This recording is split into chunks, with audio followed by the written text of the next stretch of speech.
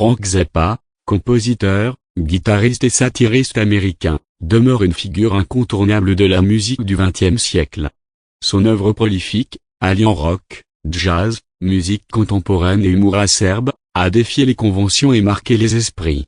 Cet essai explore la vie, la carrière et l'héritage de cet artiste hors norme, en mettant en lumière ses débuts, ses innovations musicales, ses engagements et son influence durable. Genèse et premier pas musicaux. Né le 21 décembre 1940 à Baltimore, Maryland, Frank Vincent Zappa grandit en Californie. Issu d'une famille d'origine sicilienne-libanaise par son père et franco-italienne par sa mère, il développe dès son jeune âge une passion pour la musique. Influencé par des compositeurs du XXe siècle tels qu'Edgar Varèse, Igor Stravinsky et Anton Webern, il s'intéresse également au rhythm and blues des années 1950. Ses premières expériences musicales le conduisent à jouer dans divers groupes en tant que batteur, avant de se tourner vers la guitare et de fonder The Mothers of Invention. L'ascension avec The Mothers of Invention en 1966, Zappa fonde The Mothers of Invention, un groupe qui deviendra le véhicule principal de ses idées musicales. Leur premier album, Freak Out, est un double album conceptuel mêlant rock, R&B et expérimentation sonore, marquant une rupture avec les normes musicales de l'époque. Les albums suivants, tels que VRE Only for the Money, continuent d'explorer des thèmes satiriques et politiques, tout en parodiant les conventions sociales et musicales.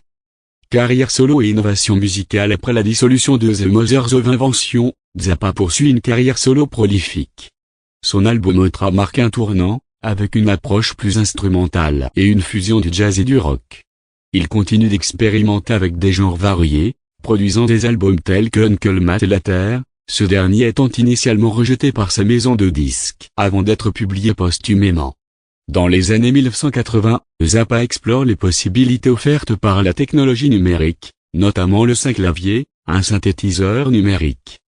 Son album Jazz From Hell, entièrement composé sur synclavier, témoigne de son innovation et de sa maîtrise des outils technologiques. Engagements sociaux et politiques. Au-delà de sa musique, Zappa est un fervent défenseur de la liberté d'expression.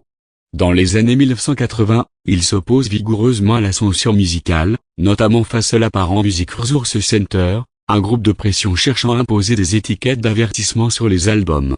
Il témoigne devant le Congrès américain, défendant les droits des artistes et dénonçant les tentatives de censure.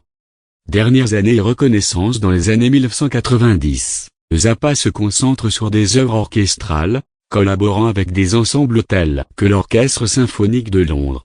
En 1990, il est accueilli en héros en Tchécoslovaquie, où sa musique avait circulé clandestinement pendant le régime communiste.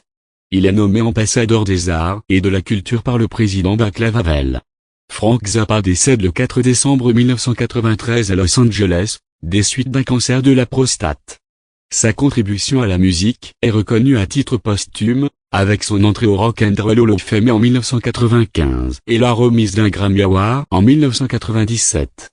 Héritage et influence durable. L'héritage de Frank Zappa perdure à travers sa musique et son influence sur les générations suivantes d'artistes.